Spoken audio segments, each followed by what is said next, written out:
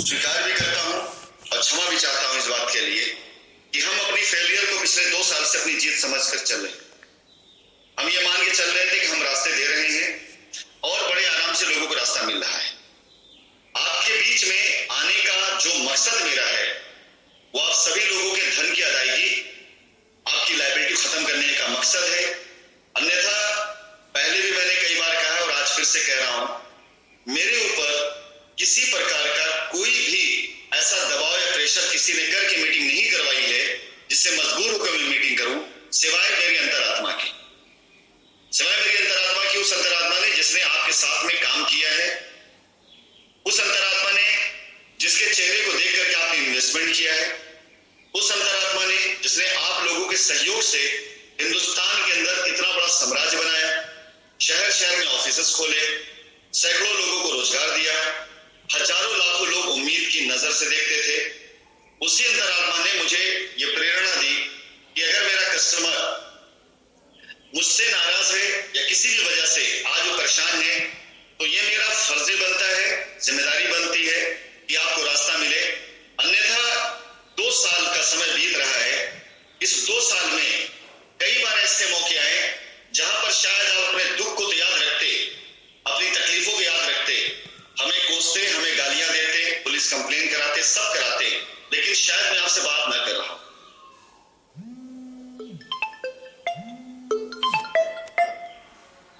आप अपने घरों में बैठ करके हमारे बारे में उल्टा सीधा बातें बोल रहे होते।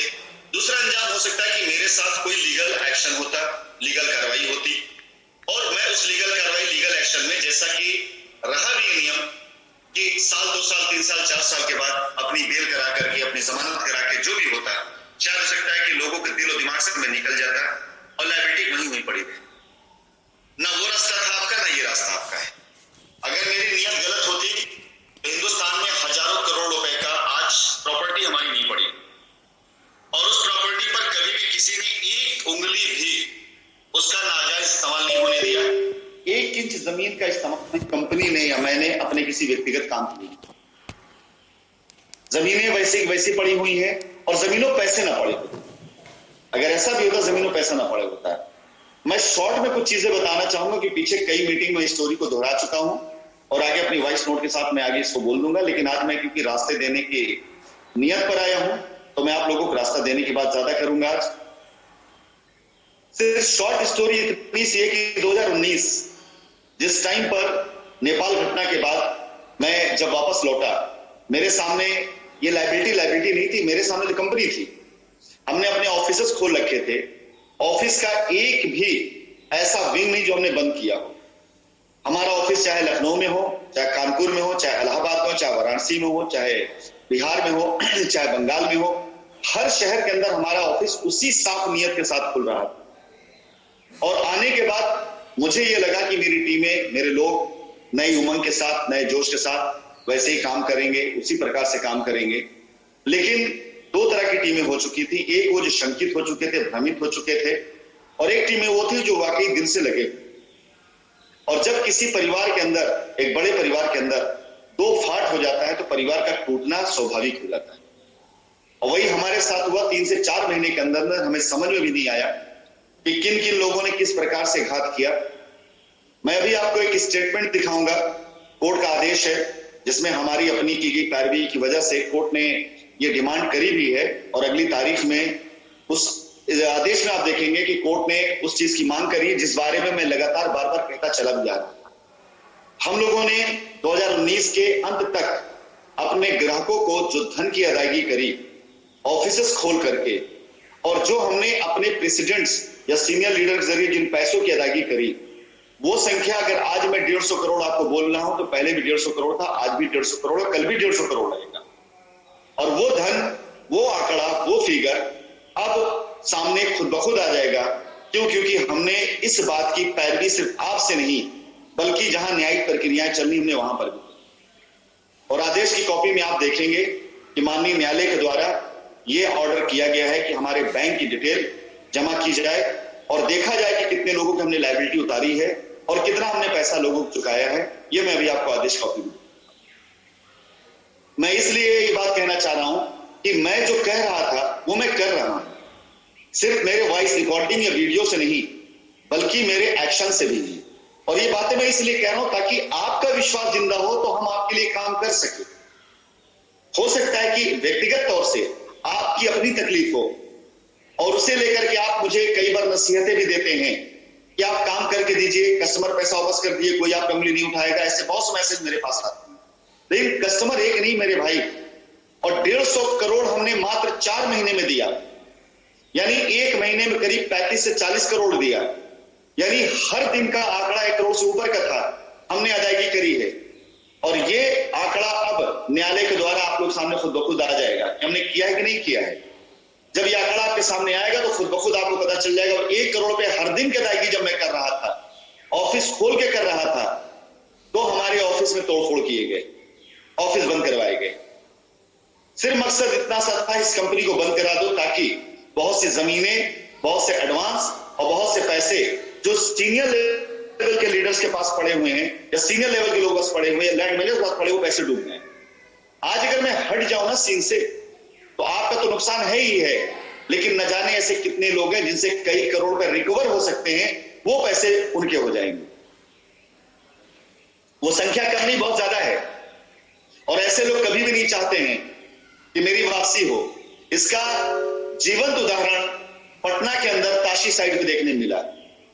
कंपनी की तरफ से कई करोड़ रुपए हमारे पटना की साइड पर एडवांस में पड़े हुए थे। हम पटना की साइड पर लायबिलिटी उतारने का अभियान शुरू किए हुए थे, और जब वहां पर लोगों की दाल नहीं गली तो सामने से डायरेक्ट कहा गया कि जितना भी डेवलपमेंट चार्ज लिया जाएगा, फीस के तौर पर अगर आधा हमें नहीं दिया जाएगा तो आपको यहां काम करने नहीं दिया जाएगा। हमने अपनी बात रखी थी कि हमने यहां पर करोड़ों रुपए एडवांस दिए हैं, उन एडवांस वाली जमीनों पर हम पैसा देना चाहते हैं। और जो लोग पटना में काम कर रहे थे वो गवाह इस बात के, हमने उनसे बार बार कहा था कि आप पैसे हमें ना देकर जमीनों पैसे डालिए ताकि 50-60 बीघे जमीनें और मैनेज करके वहां पर 1000 प्लॉट और लाया जाए। बार बार ये बात मैं कह रहा था, और बाद में लैंड मैनेजर ने डायरेक्टली मुझसे बात कही कि जो एडवांस किया उसको तो आप भूल जाइए, वो एडवांस आपको नहीं मिलने वाले हैं। लेकिन अगर पटना में आप काम करना चाहते हैं तो जो भी डेवलपमेंट चार्ज आप लेंगे, आप किसानों को मत दीजिए, आधा हमें दीजिए और आधा आप रखिए। ये सामने से ऑफर हुआ है, आपस में मीटिंग हुई थी, ऐसा लोग चाह रहे थे। ये बातें मैं आपसे इसलिए शेयर करना चाह रहा हूं कि एक कदम मैं आगे बढ़ता हूं, लोग मुझे 4 कदम पीछे खेल देते हैं। अदरवाइज पटना की कितनी लायबिलिटी मैं खत्म कर चुका होता। लाखों नहीं करोड़ों रुपए उस लैंड मैनेजर ने अपने अकाउंट में लोगों से लिए रजिस्ट्री कराने के नाम पर, चालान के नाम पर। और आज जब वो रजिस्ट्री नहीं करा रहा, चालान नहीं जमा किया उसने और काम रुकवा दिया उसने, तो गाली कंपनी को मिलती। कुछ दिन पहले आपने खुद सुना और देखा, शायद ग्रुप में आपने सुना हो कि रायबरेली का एक केस है, गुप्ता जी जिनकी गलत रजिस्ट्री कराई गई। किसी अमित मिश्रा ने अपने अकाउंट में 1,35,000 रुपए लेकर के उनको फर्जी ऑथराइजेशन लेटर दिखा करके उनकी रजिस्ट्री कराई। जब बात के तह तक गए तो पता चला कि 1 लाख रुपए पहले उन्होंने किसी पीयूष सिंह के अकाउंट में दिया था, जो कंपनी अकाउंट में नहीं बल्कि पीयूष सिंह के अकाउंट में गया। जब उन्होंने पीयूष सिंह पर दबाव डाला तो इन लोगों ने मिल करके 1.5 लाख रुपए और लिया, और जिस प्लॉट की कीमत 8 लाख रुपए 10 लाख रुपए है, उस प्लॉट को 2.5 लाख रुपए में लेकर रजिस्ट्री कराया। पैसा कहां किसके पास गया? उन लोगों के पास गया। अगर इस तरह की चीजें रोकने के लिए मैं आता हूं तो मुझे रोका जाता है। इसीलिए ऑफिस के अंदर तोड़फोड़ किए गए। 150 करोड़ रुपए बांटने के बाद भी हमारे ऑफिस को तोड़कर चकनाचूर कर दिया गया। हमने ऑफिस जब बंद किया तो एफआईआर की संख्या बढ़ी। एफआईआर की संख्या बढ़ी क्योंकि जब लोग एफआईआर के लिए आते थे तो पहले लोकल पुलिस स्टेशन से उनको कहा जाता था कि ऑफिस खुले, आप पहले ऑफिस जाइए। कई बार पुलिस हमारे पास आती थी ऑफिस में, हमारा स्टाफ उनका सामना करता था। पुलिस वाले बैठ कर सामने बात करते थे कि इनका पैसा है, आप कैसे देंगे, आप इनको बताइए। समझौते कराए गए हैं। ऑफिस खुला रहता तो रास्ते निकलते थे। आज जो करा के बैठे उनमें से कई लोग ऐसे हैं जिनको 50%, 60% पैसा उस समय जो ऑफिस खुलते थे उनको दिए जा चुके थे। एक एफआईआर के ऊपर हम पर इनाम घोषित किया गया। उस एफआईआर का सारा धन अदायगी कर दिया गया था। उन्होंने एफआईआर इसलिए वापस नहीं लिया क्योंकि उनको फायदा भी चाहिए था। रिकॉर्डिंग उनकी हमारे पास में, जहां उन्होंने कहा कि हमको हमारा पैसा मिल गया है, लेकिन फायदा कौन देगा? अब यहां पर हर एक आदमी व्यक्तिगत तौर से अपने फायदे को लेकर के ऑफिस के तोड़फोड़, कस्टमर को बहकाना एफआईआर कराने का काम शुरू हुआ। 30% का लोगों ने दुकान खोल रखा था कि आप चलिए ऑफिस से तोड़फोड़ करिए, पैसा आपका मिल जाएगा, 30% आपको हमें देना होगा। स्टाफ पे दबाव डालना, ऑफिस के अंदर मिट्टी के तेल छिड़क कर आग लगाना, स्टाफ को लॉक कर देना, ये सारी चीजें की गई। इस वजह से ऑफिस बंद हुआ, नहीं तो आपकी लायबिलिटी उतरने में देरी नहीं लगी। चलिए इस चैप्टर को हम क्लोज करते हैं, हम आगे बढ़ते हैं। नेक्स्ट पर हम आते हैं। जब हमारे ऑफिस बंद हुए, एफआईआर की संख्या बढ़ी, तो हमारे बैंक अकाउंट सीज किए गए। अभी जो आपको मैं दिखाऊंगा ऑर्डर कॉपी, उसमें बाकायदा माननीय न्यायालय ने यह दिया भी है कि बैंक डिटेल के साथ साथ आप देखिए इसमें कितने पैसे हैं, क्योंकि हमने लिख करके दिया हुआ है कि हमारे बैंक अकाउंट अगर चलते रहते, हमारा काम चलता रहता, तो अपने कस्टमर पैसा वापस करते हम। हमारा बैंक अकाउंट चेक कर लिया जाए, आखिरी दिन तक हमने पैसा दिया है, उसे पैसे मौजूद थे। इसलिए न्यायालय से आदेश हुआ है, जो कॉपी में भी आपको दिखाऊंगा। जब बैंक अकाउंट सीज हो गया तो मेरे पास रास्ता था कि मैं हाथ खड़े कर देता, मेरे पास रास्ता था कि मैं एनसीएलटी में चला जाता, मेरे पास रास्ता था कि मैं चुप हो जाता, आपके बीच ना आता, कोई दूसरा ऑप्शन देखता अपने लिए। लेकिन नहीं, हम लोगों ने हिंदुस्तान के अंदर जितनी हमारी प्रॉपर्टी थी वो खोल दी सारे ग्राहक के लिए कि आइए विदाउट डेवलपमेंट चार्ज रजिस्ट्री करा लीजिए, क्योंकि कुछ समय के बाद हम डेवलपमेंट चार्ज देना शुरू करेंगे, क्योंकि हमें पैसे देने आगे। एक मिनट, एक कॉल, एक मिनट।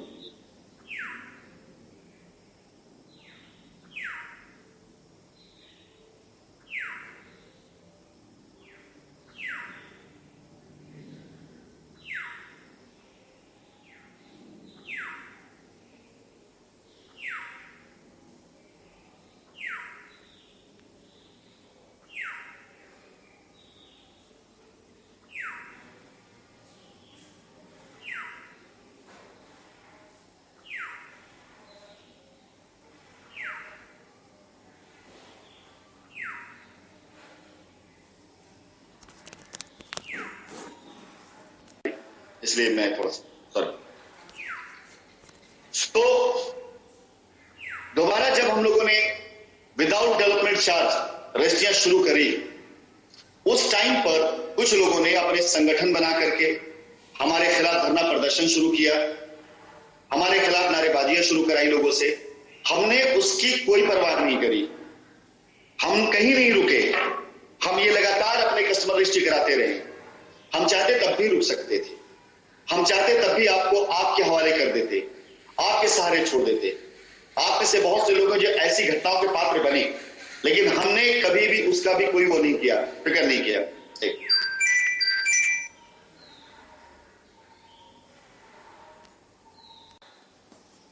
जब फ्री रजिस्ट्रियां कराई जा रही थी तो लोगों को बहकाया जाता था, यह कहा जाता था कि जमीन ही नहीं है इनके पास। और जब अभी स्टेटमेंट आएगा तो आप देखेंगे कि 2019 के आखिरी तक कंपनी ने तक 25 से 30 करोड़ के लैंड बैंक भी खरीदे। हमारे जो पैसे किसानों के पास गए थे, उन पैसों में बाकी पैसे डालकर हमने 25 से 30 करोड़ रुपए की लैंड बैंक भी खरीदी। अगर हमारा मकसद भागने का होता तो 2019 के आखिरी में जब लोग हमें भगाने का प्रयास कर रहे थे, हम जमीनों पैसा क्यों डालते? हम उन जमीनों पैसा क्यों डालते जिन जमीनों को हमने आपके लिए खरीदा था? लोग ये कहते हैं कि मैं भाग गया, लोग ये कहते हैं मैं पैसा लेके दुबई भाग गया। इसमें में आप देखेंगे कि हमने दुबई से, जो हमारे यहां खाते, दुबई से हमने पैसे इंडिया भेजे उन्हीं बैंक अकाउंट में, ताकि आपके पैसे की अदायगी हो सके। उस पीरियड में जब मेरे बारे में अफवाहें उड़ रही थी कि भाग रहा था मैं आपको अपनी सफाई नहीं दे रहा हूं, इन बातों से हो सकता है आपको कोई मतलब ना हो, बस सिर्फ मैं आपको एक चीज बताना चाहता हूं कि मैं कल भी गलत नहीं था, और आज भी अगर मैं आगे काम करना चाहूंगा तो आपका विश्वास और आपका सहयोग अगर मिला तो मैं कर ले जाऊंगा। लेकिन अगर फिर से इस तरह की हरकतें होने लगी, इस तरह चीजें हुई, तो वो लोग ज्यादा दोषी हैं जो इस तरह काम को रोकते, ना कि मैं। बाकी अब जो चीजें, जो प्रक्रिया मैं न्यायालय के द्वारा लेकर के आ रहा हूं, वहां पे हो सकता है आप लोगों की दुआओं से शायद हमें दिक्कत नहीं आए, सामना हमें न करना। फिलहाल जब हमने फ्री प्लॉट की रजिस्ट्रियां करी, बहुत से लोगों से फ्री प्लॉट की रजिस्ट्रियां कराई भी, लेकिन कुछ लोग ऐसे थे जो उन लोगों के बहकावे में आ चुके थे, और उनको ये लगा कि सिर्फ नारे लगाने से, धरना प्रदर्शन करने से पैसा मिल जाएगा। नहीं मिलता। एफआईआर का पैसे मिल जाएंगे, नहीं मिलता। आप खुद देख लीजिए, 2019 की एफआईआर है, 2020 की एफआईआर है, आपके एफआईआर पे लोग गिरफ्तार भी हुए हैं, लेकिन क्या किसी ने गिरफ्तार होने के बाद आपको पैसा चुका दिया है क्या? नहीं साहब, आपका पैसा जहां खोया है, जहां गया वहीं मिलेगा, जैसे गया वैसे ही मिलेगा, किसी और रास्ते से नहीं मिलेगा। एफआईआर से वो पैसे मिलते हैं जहां आपसी केवल लेन देन होती है, दो लोगों के बीच में लेन देन होती है। कंपनियों के मामले में अगर कंपनी खुद पैसे की अदायगी करना चाह रही है, तो अगर आप एफआईआर कर देते हैं तो आप रास्ता ही रोक रहे हैं कंपनी का। आज अगर मैं अपना ऑफिस ओपन करके आपको पैसा देना चाहूं, तो कौन स्टाफ में आकर बैठना चाहेगा जिसके ऊपर एफआईआर होगी? कौन मेरा प्रेसिडेंट आकर के आपका पैसा देना चाहेगा जिसके ऊपर एफआईआर होगी? तो सबसे ज्यादा पीछे तो आप रह जाएंगे। फिलहाल चलिए मैं आगे बढ़ता हूं। 2020 में कोविड के बाद जब कंपनी ने अपनी सारी साइटें खोल दी, कुछ रास्ते हमने ऐसे भी बनाए कि जो हमारे पास डेवलपमेंट चार्ज आएंगे, इन डेवलपमेंट चार्ज के जरिए जो हमारे कस्टमर, छोटे छोटे कस्टमर भी, उनको पैसे की अदायगी भी की जाए, साथ ही साथ जो बड़े कस्टमर उनको प्लॉट देकर रजिस्ट्री कराई जाए और उनकी वो खत्म की जाए, लायबिलिटी खत्म की जाए। उस टाइम पर जो लड़के रजिस्ट्री कराने के लिए गए उनको भी रोकने के लिए उनको पर भी एफआईआर कराया गया। यानी लगातार इस तरह की कोशिश की गई कि काम रुके। आप में से जिन लोगों ने भी कंप्लेन करी, उन्हें यह लगा कि नहीं ऐसा करने से उनका पैसा गया। नहीं साहब, ऐसे काम रुका है। अगर ये चीजें ना हुई होती ना, तो शायद आज हम आपसे ये बात ना कर रहे होते। आज जिस चीज के लिए मैं निवेदन करने के लिए आप पास आया हूं, आपका पैसा आपका वापस करने के निवेदन करने में आप पास आया हूं, आपसे कुछ लेने नहीं आया हूं, आपको बताने आया हूं मैं सामने। क्योंकि इस पूरी घटनाक्रम में जब 150 करोड़ रुपए की अदायगी की गई, उस टाइम पे जो लोग मुख्य धारा में थे, मुख्य लाइन में थे, जिनके कहने पर पैसे दिए गए, जिनको पैसे दिए गए, उन्होंने अपने अपने लोगों के पैसे निकलवा लिए और कस्टमर जो दूर का था वो आज भी पीड़ित है, कल भी पीड़ित था। और अगर मैं सामने नहीं आता या मैं आपसे बात ना करता तो आप कल भी पीड़ित थे। सब कुछ हो जाता अगर बाय द वे, सब कुछ लीगल एक्शन भी जाता, तो भी आपका पैसा कहां से मिलता? इस बार न्यायालय में हमारे वकील ने ये बात कही भी कि अगर हमारे वकील आकर के हिंदुस्तान में अपने आप को सरेंडर भी कर दे, तो क्या इससे लोगों का पैसा मिल पाएगा, रास्ता मिल पाएगा? और माननीय न्यायालय को मैं रेली बार बार सैल्यूट करना चाहूंगा कि उन्होंने खुद इस बात को संज्ञान में लेते हुए कि यदि समझौते की तरफ केस जा रहा है, तो हम भी चाहेंगे कस्टमर को उनका हक दे रही कंपनी अगर, तो हमारे सामने आप पूरी रजिस्ट्रियां लाके दीजिए, जो पैसे आपने दिए पैसे हमें दिखाइए, और आपकी नियत अगर ऐसा है तो ठीक है, आपको बाकायदा प्रॉपर मोहलत दी जाएगी ताकि अपनी लायबिलिटी आप खत्म कर सकें। किसी को रोकने से थोड़ी हम रुक सकते हैं। हिंदुस्तान के अंदर कानून है, आपके लिए भी हमारे लिए भी। आपको हमसे पैसा लेना है, हम जब ना दे रहे हों तो बिल्कुल कानून का इस्तेमाल किया जा सकता हमारे खिलाफ, लेकिन यदि हम देना चाहते हो तो यही कानून हमारे और आपके बीच समझौता भी कराता है। कानून कभी भी एक पक्ष के लिए नहीं होता, दोनों पक्ष के लिए होता है। मैं अपनी इस बात को यहां पर खत्म करना चाहूंगा और ये बताना चाहूंगा कि हमने 2 बार प्रयास किया मेरे भाई। मैं इस स्टोरी को कई बार कह भी चुका हूं, 2 बार हमने प्रयास किया, लेकिन आपस में तालमेल इसलिए नहीं बैठ पाया क्योंकि हमारे और आपके बीच में ना मेरी तरफ ना आपकी तरफ सारे लोग ईमानदार और वफादार नहीं थे। मैं सबकी बात नहीं करता हूं, हमारी तरफ बहुत से बच्चे ऐसे हैं जो रियली आपके लिए कल भी चिंतित थे, आज भी चिंतित हो, कल भी आपके लिए सहयोग करें। फिलहाल अब तीसरे रास्ते की तरफ मैं तीसरी बार आप सभी लोगों से खुद संबोधित हो रहा हूं। हर एक चीज की मॉनिटरिंग मैं खुद कर रहा हूं। एक टीम मैं तैयार कर चुका हूं, जिस टीम के बारे में मैं आप लोगों को सूचित करूंगा जल्दी, जिस टीम के अंदर में सारे के सारे काम, सारे प्रोसेस, सारी रजिस्ट्रियां और कस्टमर की अदायगी सब कुछ उस टीम की मॉनिटरिंग में होगा। उस टीम में होने का मतलब ये नहीं कि वो बंदा पावरफुल हो गया या आपको उनके पास जाने की आवश्यकता नहीं है।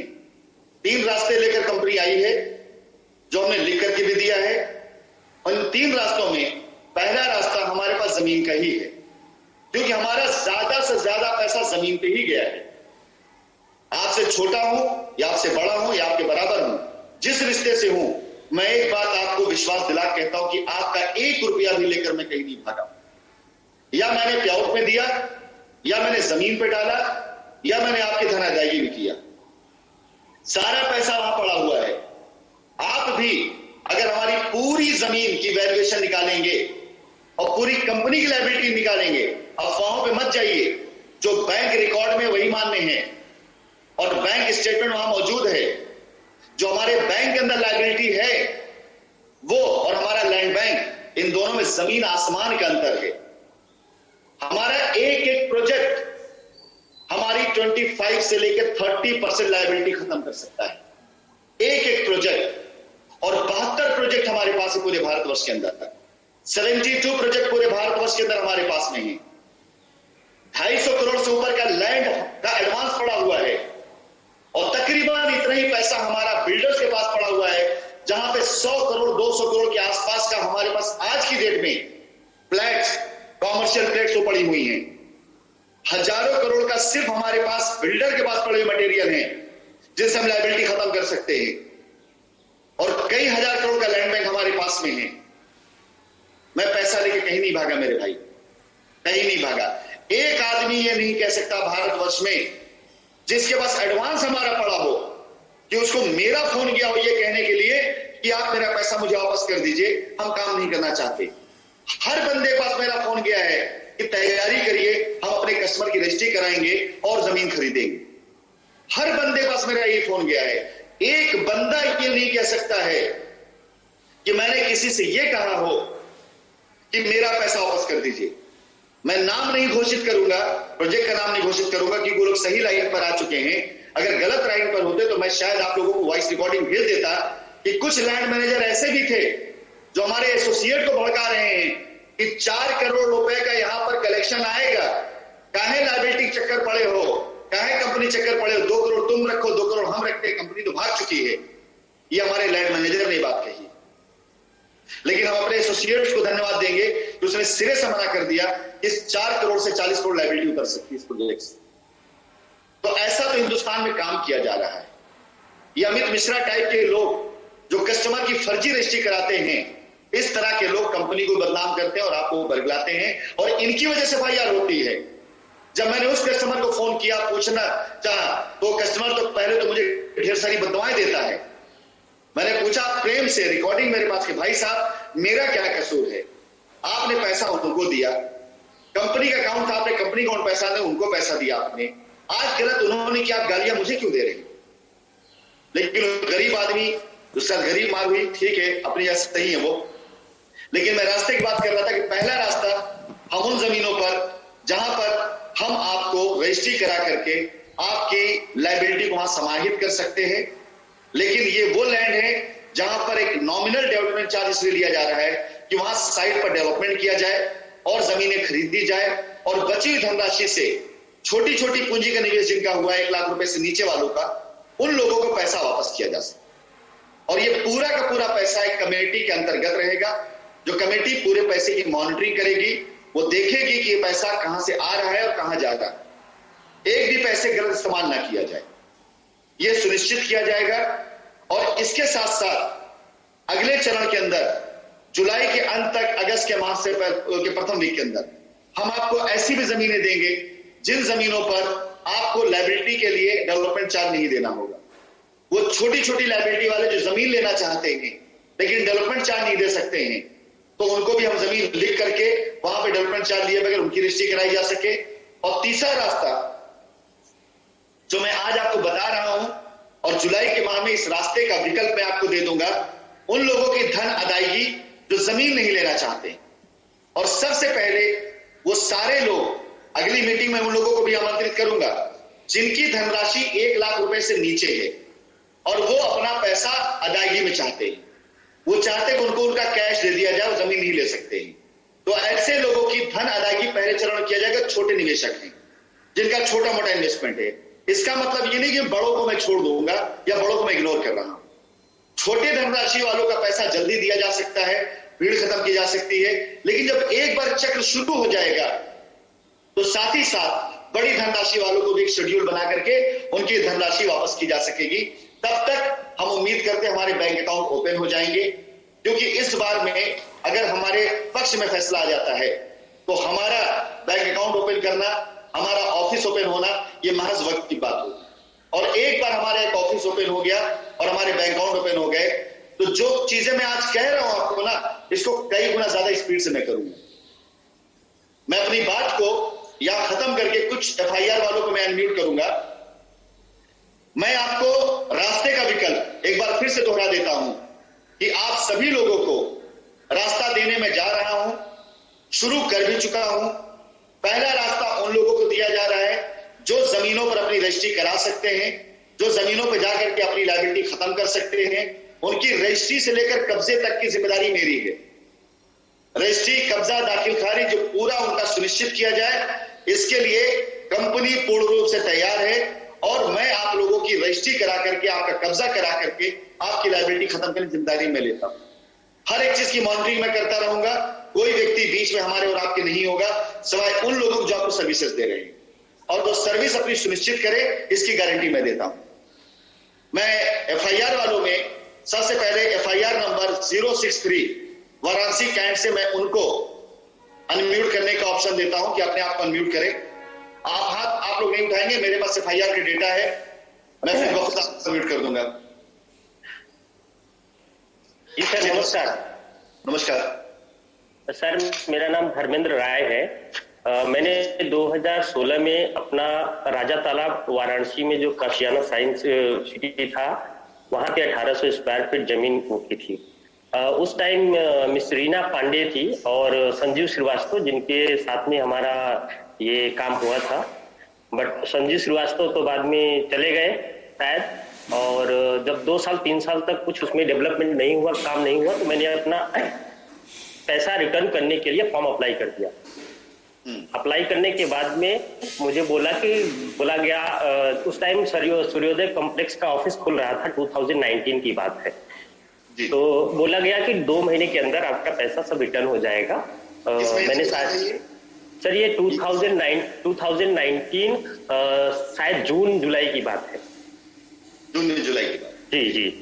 तो मेरी रीना पांडे जी से बात हुई, उन्होंने बोला कि ऐसा था, शायद उस टाइम आपका नेपाल वाला केस हुआ था, फिर आपसे वो मिलने के लिए दुबई भी गई थी। बोली कि मैं दुबई से आती हूँ, फिर आपका ये सारा काम कंप्लीट हो जाएगा। तो मैंने बोला ठीक है। फिर जब वो दुबई से आई, हमारा पैसा नहीं मिला, 6 मंथ से ज्यादा हो गए। उसके बाद फिर मैं ऑफिस में जब दोबारा गया तो हमको पता चला कि शायद वो अभी आ नहीं रही है, क्या हुआ उनके साथ हमको पता नहीं। फिर मेरे पास कोई दूसरा ऑप्शन नहीं था, कोई आदमी नहीं था जिसके साथ मैं कांटेक्ट कर सकूं। आपके जितने भी ऑफिस के एड्रेस थे, ईमेल आईडी था, कांटेक्ट नंबर थे जो लखनऊ के, गोमती नगर के, मैंने सब पे ट्राई किया, बट कहीं पे भी मैं रीच नहीं कर पाया। फाइनली मैंने और 1 साल वेट किया। फिर ऑफिस में मेरे सुनील पांडे जी से मुलाकात हुई, क्योंकि हम सिंघम ग्रुप से थे, तो सुनील पांडे जी उस टाइम सिंघम ग्रुप के साथ देख रहे थे। मुझे किसी ने बोला आप उनसे मिलिए, शायद कुछ हो पाए। मैंने सुनील पांडे जी को अपना सारा डिटेल दिया। उन्होंने बोला देखिए हम कोशिश करेंगे, लेकिन अभी तो कंपनी का सब ऐसा चल रहा है, क्या कर सकते हैं, आप वेट करिए और क्या कर सकती हैं। फिर हमने 6 महीने वेट किया। लास्ट में जाके हमने 2020 अक्टूबर नवंबर में एफआईआर वाराणसी कैंट में, क्योंकि मेरा रीच कहीं नहीं था, मैं किसको अप्रोच करूं, किससे बात करूं, कोई सुनने वाला, कोई किसी से वो करने वाला नहीं था। फाइनली मैंने जाके वहां पे एक एफआईआर लॉन्च कराई। मेरी वाइफ भी आर्मी में है, हम दोनों लोगों ने 15,22,000 रुपए का फ्लैट पूरा लिया था, जिसकी अदायगी हमने टोटल 6 मंथ में कर दिया था। फर्स्ट 50% हमने एडवांस में दिया था और 6 महीने में इंस्टॉलमेंट के थ्रू 1,16,000 समथिंग रुपीज था, जिसको हमने 6 महीने 2017 अप्रैल तक पूरा कंप्लीट कर दिया। सर हमारा अभी तक कुछ नहीं हुआ, लेकिन हम आपको लास्ट 1-1.5 साल से सुन रहे हैं। आपकी वॉइस रिकॉर्डिंग जो आती है हमको किसी माध्यम से मिलता रहा है। बोलते रहिए आप। तो मैं यही उम्मीद करता हूं सर कि मुझे मेरा पैसा वापस मिल जाएगा, और आप जितनी बार बोलते हैं दिल को तसल्ली कम से कम मिलता है कि हाँ चलो ठीक है, मतलब कोई तो ऐसा है जो कुछ बोल रहा है, एटलीस्ट आज नहीं तो हो सकता है 6 महीने बाद, साल भर के बाद हो सकता है कुछ न कुछ होगा। इसी उम्मीद में है सर, अगर बाकी तो अब आपके ऊपर है और ऊपर वाले के हाथ में है। ऊपर वाले के हाथ में भी है, हमारे और आपके हाथ में भी है। मैं आपको ये बता देना चाहूंगा, आपने क्योंकि नाम लिया, जिस समय की आप बात कर रहे हैं कि सूर्योदय कॉम्प्लेक्स में आप जाते थे, उस टाइम पर हमने पांडे जी को खुद पर्सनली कैश नगद पैसा रिसीव करवाया ऑफिस के अंदर। एफआईआर केस के नाम पर मैंने खुद कैश पैसा रिसीव करवाया है और हमारा स्टाफ पैसा दिया है एफआईआर केस के नाम पर। नहीं, उस टाइम हमारी जब सुनील पांडे से मुलाकात हुई थी तब मैंने एफआईआर नहीं की थी। एफआईआर हमने उसके काफी बाद की, जब हमने सुनील पांडे जी ने हमको रिस्पॉन्स करना बंद कर दिया तब हमने उसके बाद जाके किया। उनके नाम पे भी हमारा एफआईआर है और कंपनी के नाम पे भी है, आपके भी उसमें है।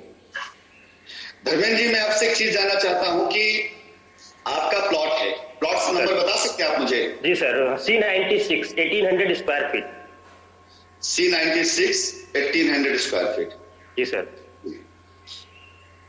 आप क्या चाहते हैं? आप प्लॉट चाहते हैं अपना या आप अपने धन की अदायगी चाहते हैं? सर मैं धन की अदायगी चाहता हूं, क्योंकि प्लॉट के लिए मैं आपको बता दूं कि मैं खुद सर्विस करता हूं कोलकाता में, मैं बनारस जा नहीं सकता। हो गई आपको? नहीं सर, जमीन की रजिस्ट्री नहीं हुई थी, क्योंकि उसमें उस टाइम पे कुछ डेवलपमेंट नहीं हो रहा था, कुछ रजिस्ट्री में प्रॉब्लम था। हमारी रीना पांडे जी से बात हुई, उन्होंने बोला कि रजिस्ट्री आपकी हो जाएगी अगर आप करेंगे तो, लेकिन अभी थोड़ा काम होने, क्योंकि उस टाइम पे ये डीमोनेटाइजेशन का आ गया था, तो बोले कि 5-6 महीने के लिए थोड़ा प्रोजेक्ट डिले हो गया। उस टाइम अमिताभ जी से ही बात हुई थी, लेकिन अमिताभ जी को फिर बार बार हमने कॉन्टेक्ट किया, उन्होंने कोई रिस्पॉन्स नहीं किया। मतलब सब कुछ अचानक ऐसे हुआ कि मैं रास्ते की तरफ आता हूँ। जी जी। देखिए, मेरा उद्देश्य किसी व्यक्ति का नाम यहाँ पर उछालना नहीं है। स्वर्गीय रीना पांडे हमारी कंपनी के बहुत कर्मठ वो थी, और उनके साथ जो कैजुअलिटी हुई शायद आपको पता चला भी होगा। जी सर, वो बाद में मालूम चला, बहुत बाद में पता चला, बट वो स्वर्गीय रीना पांडे हो चुकी हैं और वो बहुत कर्मठ थी, बहुत ईमानदार थी और बहुत, ठीक है।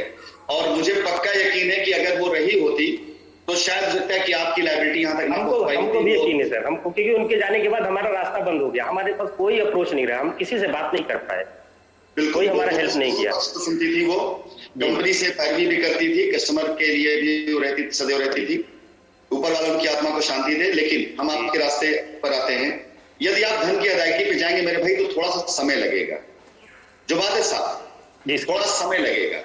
समय इसलिए लग सकता है क्योंकि अभी हम लोग इंतजार में हैं कि हमारे बैंक अकाउंट ऑपरेशनल हो जाएं। आपका पैसा छोटा मोटा नहीं है, बड़ा पैसा, और आप जैसे हजारों लोगों को मिला लिया है तो बहुत बड़ा पैसा बन जाता है। हम अपनी संपत्तियों के लिए, क्योंकि अभी हम क्या करेंगे, हम एक स्टेज लेके चलेंगे कि जिन लोगों की धनराशि 1 लाख या उससे कम है, पहले हम उनको देकर निपटाए पहले।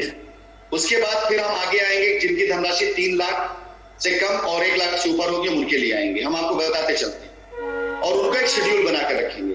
इसमें क्या, छोटी पूंजी वाली लोग जो होंगे वो हो जाएंगे, और आपके लिए या आप जैसे ग्राहकों के लिए हम एक रास्ता ये लेकर के आ रहे हैं कि हम जिनको जमीनें देने जा रहे हैं उनको हम आपके बस की जमीन उनको दे दें जो लड़के काम वहां करने जा रहे हैं, और वो लोग जो भी समय ले, 2 महीना, 4 महीना, 6 महीने, उस जमीन को बेच करके आप लोगों से एक शेड्यूल तैयार कर लेंगे और वो आपको आपके धन की अदायगी करेंगे। रास्ता हम लेकर के आ रहे हैं, और ये सबसे अच्छा और सफल रास्ता भी है। जी बिल्कुल बिल्कुल सर। जो हमारी साइट की जिम्मेदारी लेगा, हम उसको पूरा प्रोटेक्शन देते हुए ये सुनिश्चित करेंगे कि जो जमीन ले उसे जमीन दे दो। मान लीजिए कि अभी आज की डेट में आपका 15 लाख है, आप 15 लाख रुपए की जमीन आते हैं। अगर आप भाई देवे 15 लाख आपने 2019 खरीदा था जमीन, ये 2016 में लिया था, 2016 में।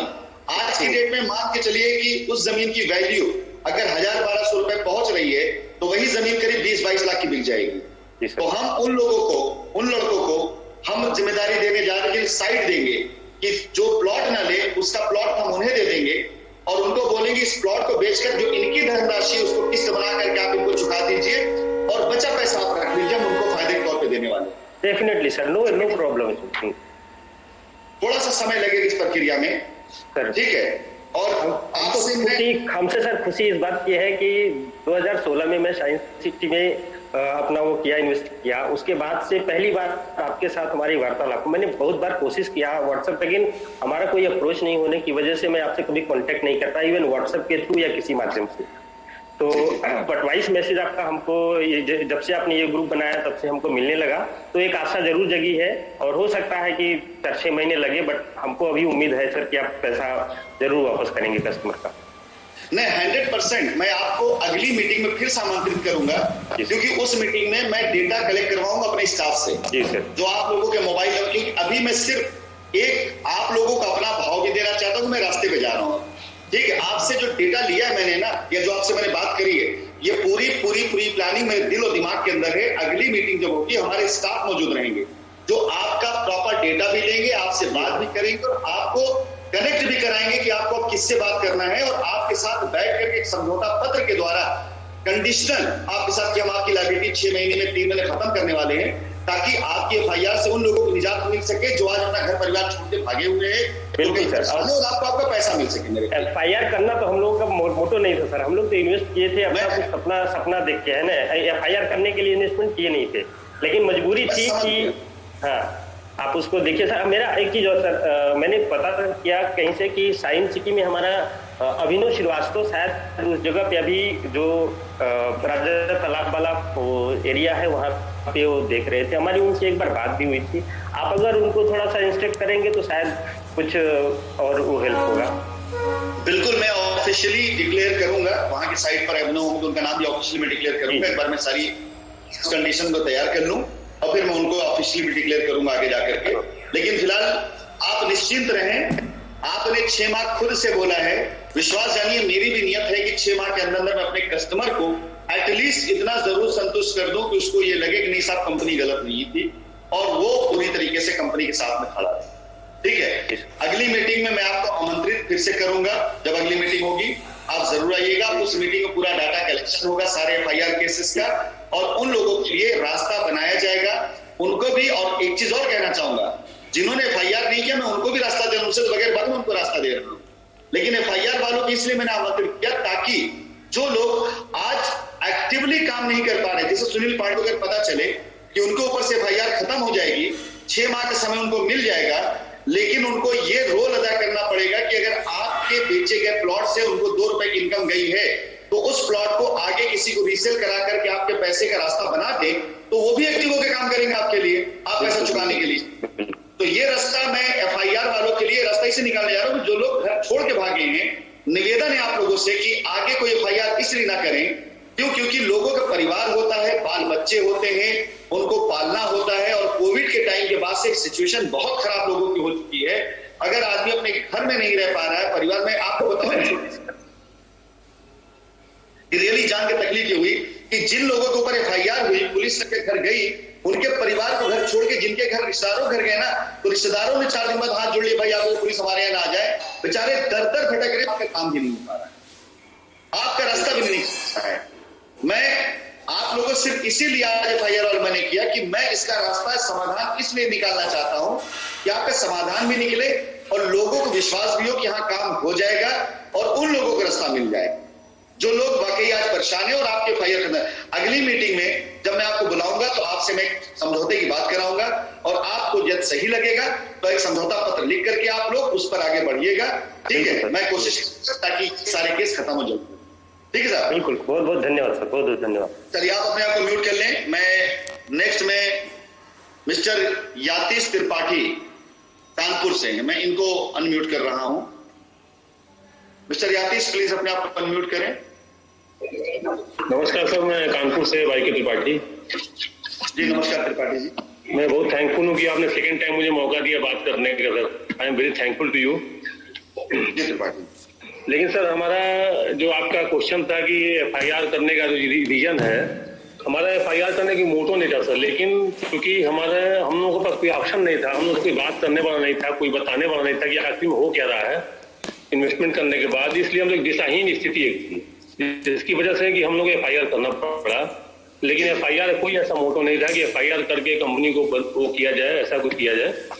लेकिन यदि हमें कोई ऑप्शन मिलता, कोई हमें ऑप्शन देता, विक्रांत ग्रुप में हम लोग थे, रविकांत तिवारी जी लीडर थे यहाँ के, लेकिन हमने बहुत उनको ढूंढने का प्रयास किया, उनसे बात करने का प्रयास किया, लेकिन उनका कहीं अता पता ही नहीं था। फिर पंकज त्रिपाठी जी लखनऊ में, उनके थ्रू में जुड़े थे जी जी, तो किसी से बात नहीं हो पाती, जिस वजह से एक दिशाहीन की स्थिति हो गई। तो पूरे ग्रुप के लोगों ने मिलकर ये काम किया सर। लेकिन अब क्योंकि इस प्लेटफॉर्म पे आप आए हैं, आप सामने आए हैं, तो हमें एफआईआर लेने में कोई दिक्कत नहीं है, उसको वापस कर लेंगे, लेकिन हमें एक ऑप्शन मिलना चाहिए, एक सोल्यूशन मिलना चाहिए। आपका कितना करना चाहिए त्रिपाठी जी? सर हमारा टोटल 6 लाख का है। मेरा सॉलिटेयर सिटी में 4 लाख का इन्वेस्टमेंट था, 1000 स्क्वायर फीट का प्लॉट था वहाँ पे, और 2 PIP थी, 1 लाख की 2 PIP। अगर आपको प्लॉट आपका दे दिया जाए और 2 लाख की PIP का रास्ता दे दिया जाए तो आप संतुष्ट रहेंगे? बिल्कुल सर, बिल्कुल, I am full satisfied sir.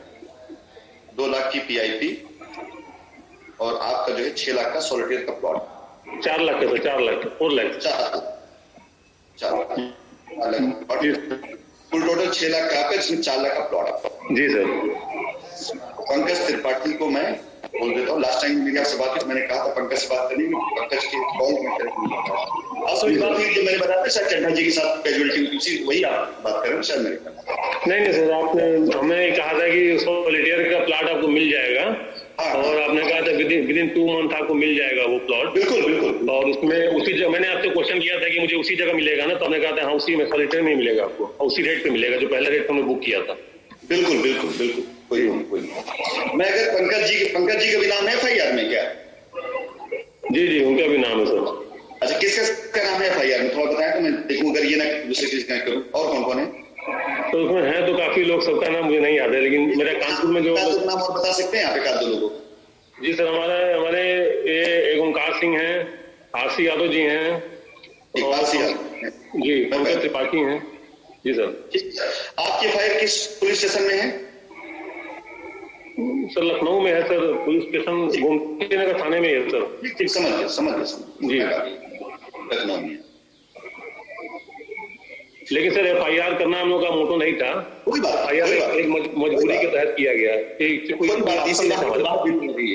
कोई बात नहीं। मैं सुनिश्चित करूंगा इसी सप्ताह के अंदर आपसे इनमें से कोई कनेक्ट हो, आपके साथ बात करके आपका रास्ता दिया जाए। यदि आप संतुष्ट हुए तो कृपया करके एक समझौता पत्र तैयार कर लीजिएगा, दिए गए समय सीमा के अंदर आपका काम हो जाएगा, मैं आपसे वादा करता हूं। ठीक है, बात भी वही सी है कि अगर मैं आप सामने आकर के निवेदन कर रहा हूं, पैसा ऐसे भी मिल सकता है और मैं आपको रास्ता यहाँ पे दे रहा हूँ, तो बस आपसे निवेदन है कि अपनी FIR को वापस लेने का प्रयास। बिल्कुल सर, हम ले लेंगे, हमें रास्ता मिलेगा तो हम बिल्कुल वापस ले लेंगे सर, हमें कोई इसका कोई FIR मेरा इशू नहीं है सर। धन्यवाद त्रिपाठी जी, मैं गारंटी देता हूँ कि एक सप्ताह के अंदर आपसे बात हो जाएगी। अपना कॉन्टेक्ट नंबर बता सकते हैं क्या? जी सर 9450 33 6739।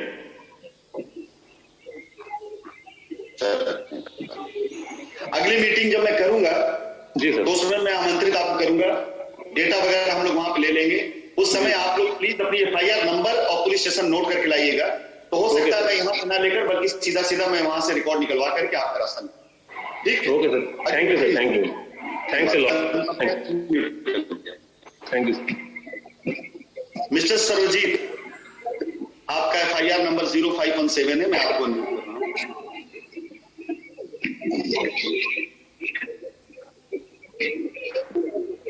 अनम्यूट कर लें प्लीज। सर नमस्कार सर। नमस्कार मिस्टर सर्वजीत जी। मैं सर्वजीत सिंह बलिया से, सर बलिया यूपी से, पूर्वांचल से। और सर मेरा कातियाना जो बनारस में वहाँ प्लॉट कटा हुआ था, उसमें मेरा बुकिंग था। देखिए कितने अमाउंट का है सर्वजीत जी आपका केस? सर्वजीत जी आपका केस कितने अमाउंट का है, प्लीज बता सकते हैं क्या?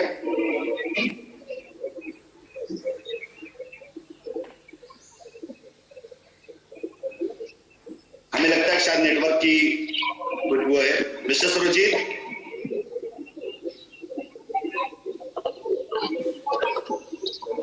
मैं एक बार फिर प्रयास करूंगा सर्वजीत जी, आपको थोड़ी देर बाद मैं भी आपको म्यूट करूंगा, और अगर इसके बाद बात होगी तो ठीक है, अन्यथा अगली मीटिंग में आप जरूर आइएगा नेटवर्क के साथ में और डिटेल साथ में। फिलहाल मैं भी आपको म्यूट कर रहा हूं, थोड़ी देर फिर से मैं आपको म्यूट करूंगा।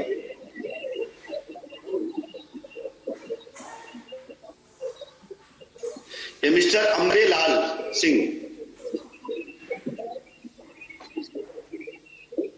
मिस्टर अम्बेलाल सिंह अपने आप को अनम्यूट करें।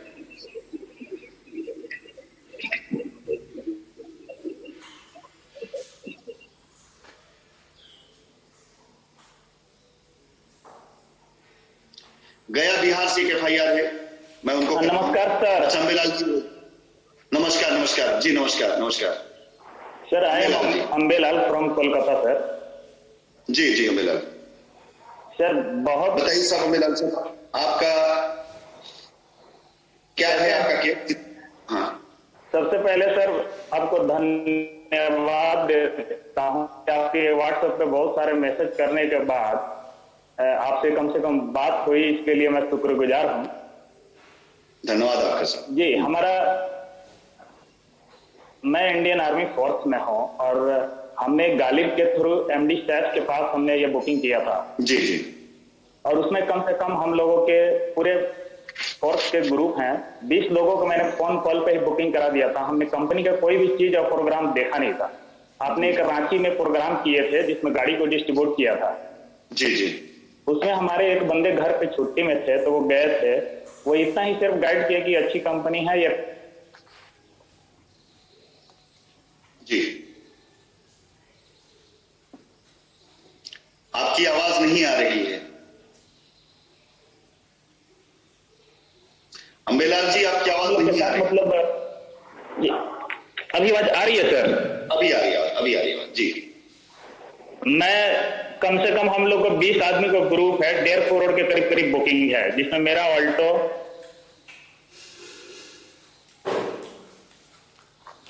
आवाज फिर आपकी आगे बंद हो गई बिलाल जी।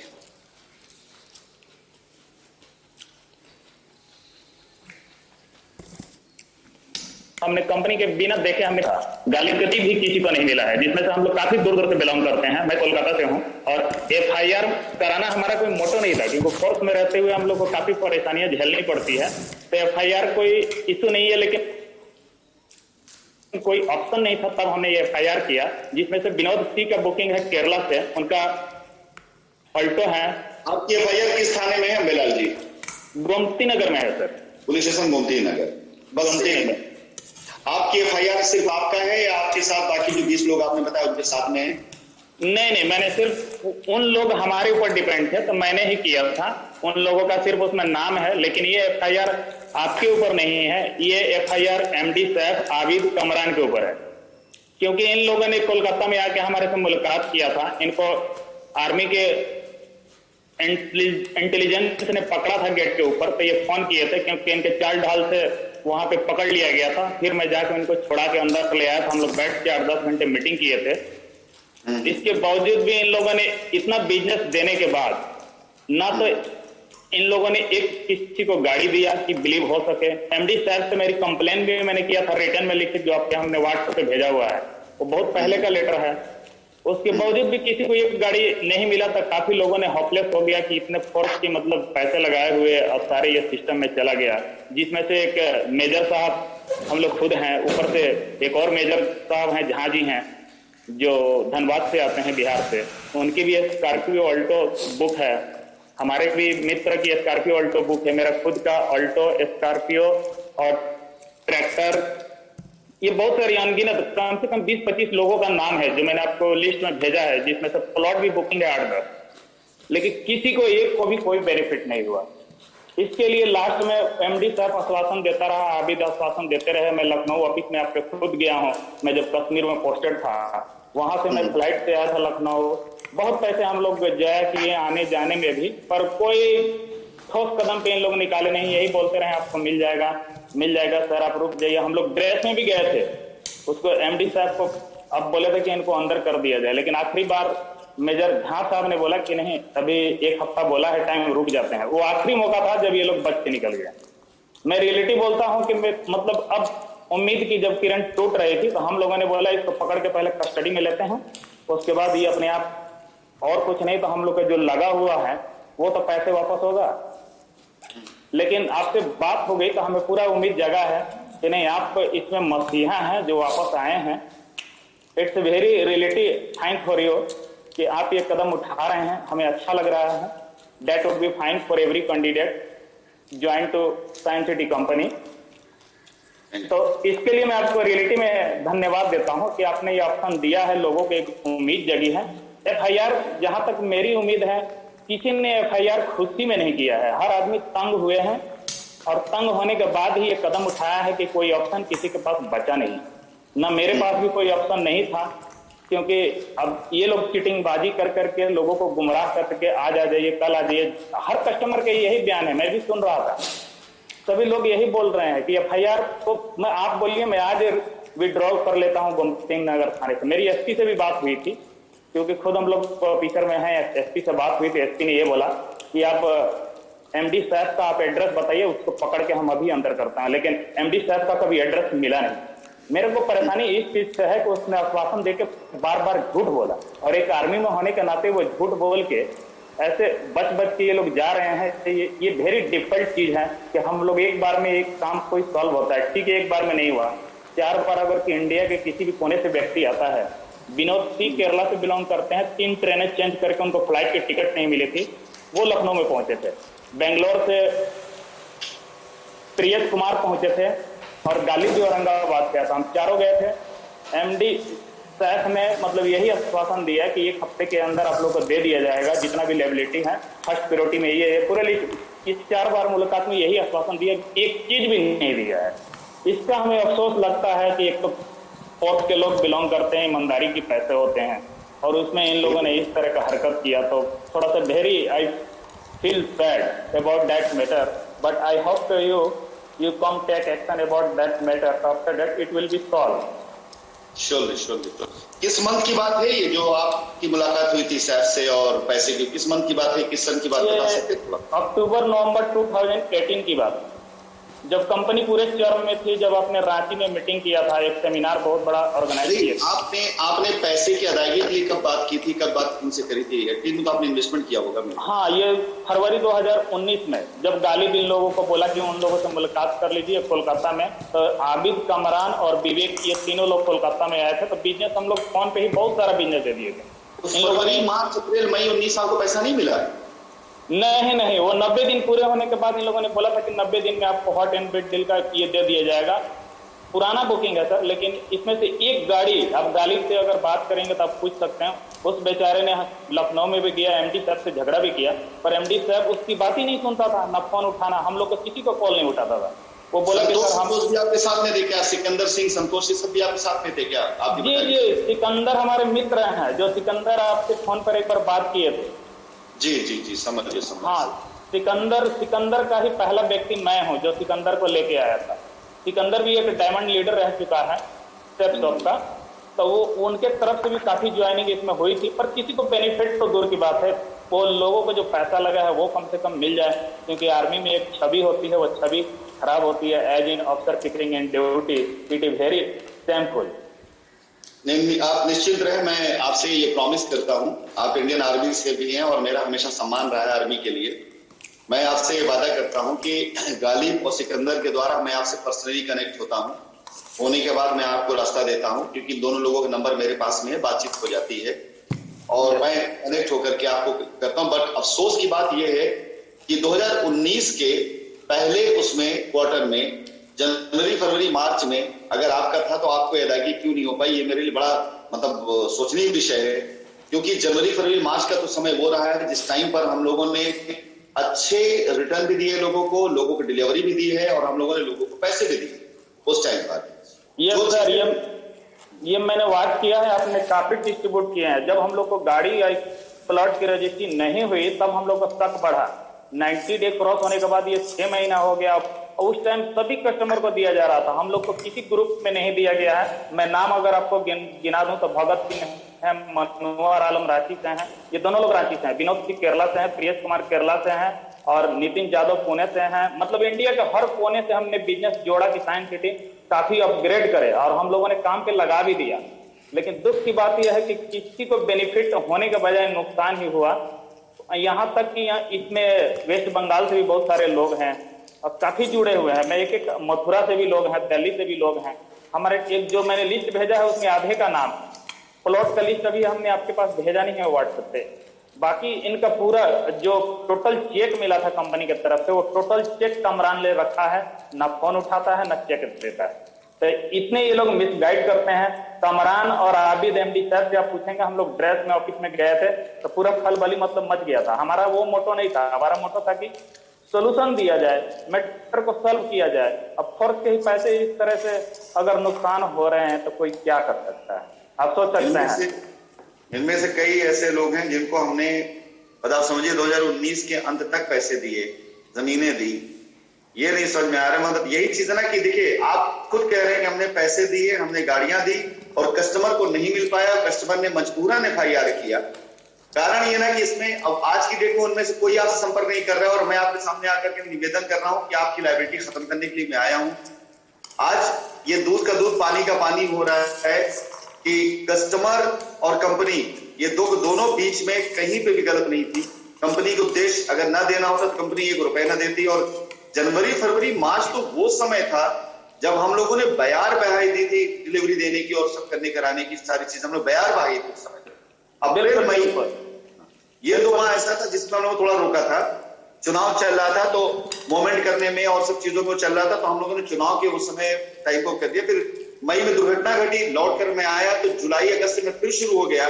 और इन नामों को मैं बताऊं तो इन नामों को ठीक ठाक जमीनें भी दी गई, इन नामों को ठीक ठाक पैसे भी दिए गए, उसके बाद भी नहीं हुआ।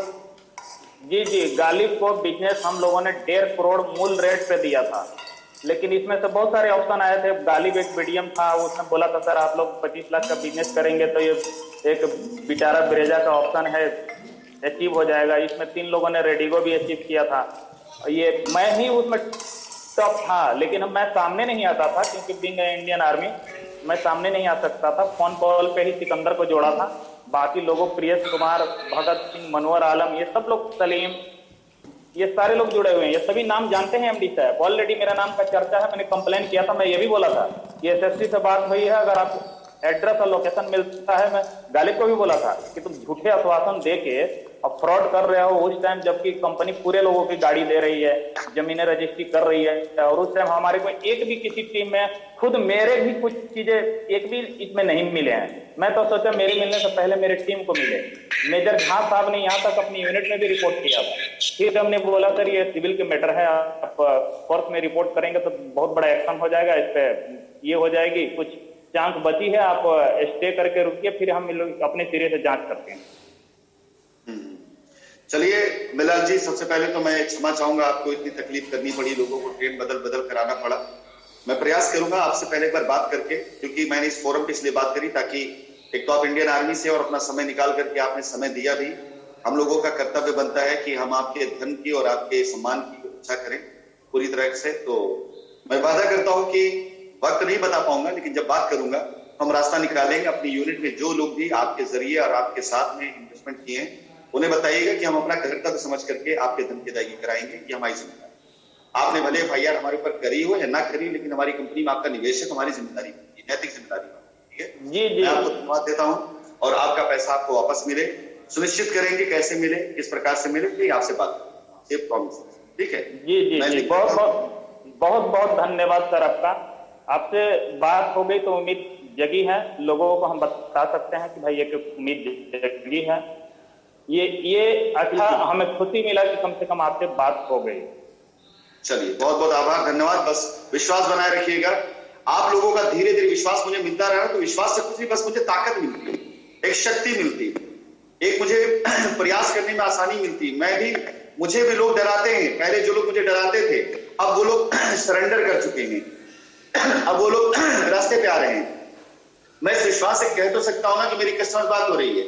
आप ही लोगों में से कुछ लोगों के प्रेसिडेंट ऐसे जिनके मैसेज मेरे पास पिछले 2-3 दिन से आ रहे थे। आज मैंने बहुतों की बहुत क्लास लगाई कि मैं कस्टमर से वादा करने जा रहा हूं, लायबिलिटी उतारना है, और तुम लोग नहीं होगे तो तुम लोगों को मैं बाहर निकाल दूंगा, मैं डायरेक्ट लायबिलिटी उतार सकता हूं। मैं बस आपसे यही निवेदन करूंगा, एक बार अगर ये माहौल ऐसा बन गया काम करने वाला, एफआईआर से खतरा इतना होता है कि जो लोग काम करना चाहते हैं ना वो भी डर जाते, वही पीछे हट जाते। भाई साहब, किसका घर परिवार होगा कि एफआईआर वाले उसको कहे जाओ काम करने के लिए। मैं आपके बीच में आना चाहता हूं। जिस दिन मैंने कदम रख दिया हिंदुस्तान के अंदर, हमारी जमीनें, हमारे पैसे लोग ला कर दे के जाएंगे। आपकी लायबिलिटी खत्म होना 1 माह से 2 माह के अंदर की बात होगी। मैं चुकाऊंगा, एक पैसे चुका सकता हूं, लेकिन क्या करें, मजबूरी हमारी भी इस बात की है कि हम करना चाहते हैं, लेकिन आप लोगों की छोटी सी उस कंफ्यूजन की वजह से जो आज इतनी बड़ी चीज हो गई वो हमारे रास्ते को रोकी, वो बाधा बनाए। जिस दिन ये खत्म होगी बात है ना, उस दिन विश्वास जानिए, आप खुद समझिए कि हम आपसे इतनी दूर होकर के भी प्रयास कर रहे हैं, इसलिए आपका पैसा आपको मिल सकता है। ये सिर्फ नैतिक जिम्मेदारी समझते हैं। You are saying right, sir. It is necessary to, after that I will take out the FIR, sir. Thank you so much. Thank you so much. We will connect soon. Maybe tomorrow and day after tomorrow we'll connect soon with your unit and with you and with Mr. Ghalib and Sikandar and we'll find out. So thank you very much. Yes, sir. Thank you. Welcome, sir. I will wait sir. All the best, Jai Hind. जय Hind sir. Mute करिए अपने आप को please. Kanpur से mister Saurabh Chaudhary है, please अपने आप को आप अनम्यूट कर लें। मिस्टर सौरभ। हाँ जी, गुड आफ्टरनून सर, मैं सौरभ बोल रहा हूँ। मैं कानपुर में मेरे पेरेंट्स रहते हैं सर, और मेरे पापा मम्मी दोनों कानपुर से रहते हैं, मैं पुणे में जॉब करता हूँ सर। हमारा असल में पीआईपी प्लान था। मतलब पहले तो ये है कि मैंने एफआईआर नंबर नहीं लिखा, मैं उसका आपको रीजन ये बता देता हूँ कि एफआईआर अभी तक हमने करी नहीं है। बट सर आपको एक चीज हमें बतानी है कि जो हम लोग जिस ग्रुप से एसोसिएट थे, Vineet Pandey ji and Dinesh Maurya, Shine Champion group से, तो ये एसोसिएट सर हमको ये कह रहे हैं बार बार कि सर आप एफआईआर करो, जो एफआईआर कर रहे हैं उन्हीं को पैसा मिल रहा है। और अभी तक मैं आपको ये बता देता हूं सर, मैंने एफआईआर नहीं करी, इसीलिए आप देखेंगे तो मेरे में नंबर भी नहीं है। मेरे फादर एयरफोर्स से रिटायर्ड है सर, मैं यहाँ पे इंजीनियर हूँ, जॉब करता हूँ। हमारा सर पीआईपी प्लान में पैसा लगा था, पीआईपी दौसा और भोपाल में, और हमने बहुत कोशिश करी सर। मेरा केस ऐसा है कि मेरे पास सारे पोस्ट डेटेड चेक थे। 2019 में सर मैंने